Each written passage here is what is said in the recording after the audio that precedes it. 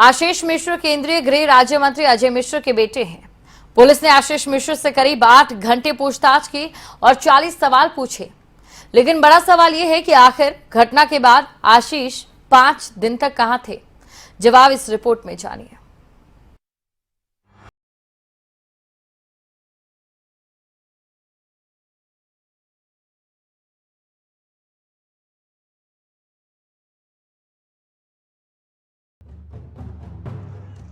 हंगामा बरपा है दिल्ली में गृह मंत्री अमित शाह के घर के बाहर।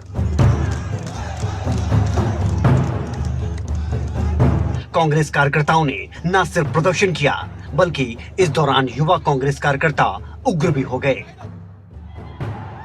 लखीमपुर खीरी में 3 अक्टूबर को हुई हिंसा की घटना को लेकर गृह मंत्री अमित शाह के घर के बाहर दिल्ली में युवा कांग्रेस के कार्यकर्ताओं ने प्रदर्शन किया और किसानों के समर्थन में नारे लिखी तख्तियां और बैनर के साथ नारेबाजी भी की।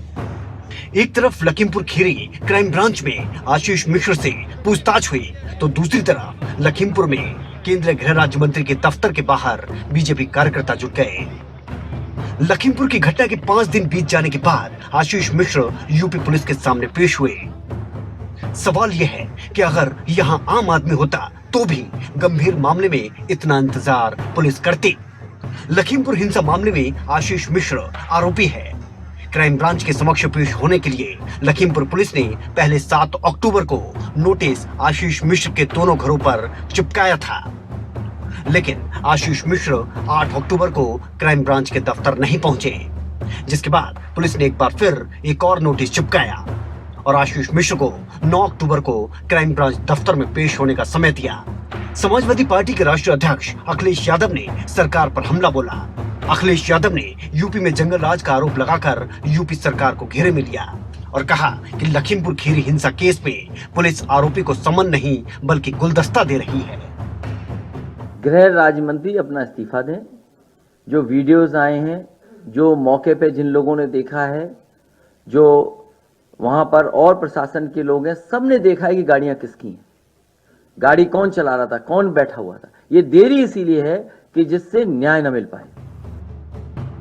अजय मिश्र पहले ही कह चुके हैं कि उनके बेटे का घटना से कोई लेना देना नहीं।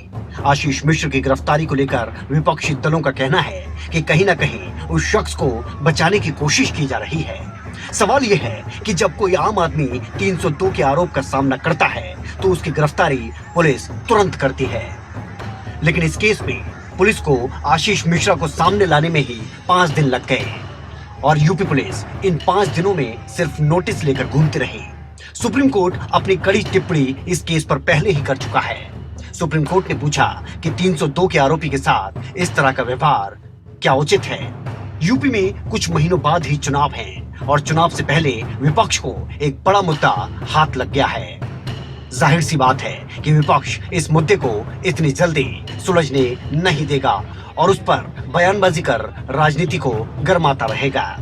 देखना यह है कि इस पूरे केस में आशीष मिश्र के साथ क्या होता है। सवाल ये भी कि क्या जो उम्मीद लगाई जा रही है कि जल्द से जल्द न्याय पीड़ितों को मिल पाएगा, क्या वो न्याय इतनी जल्दी मिल पाएगा। ब्यूरो रिपोर्ट, खबरें अभी तक।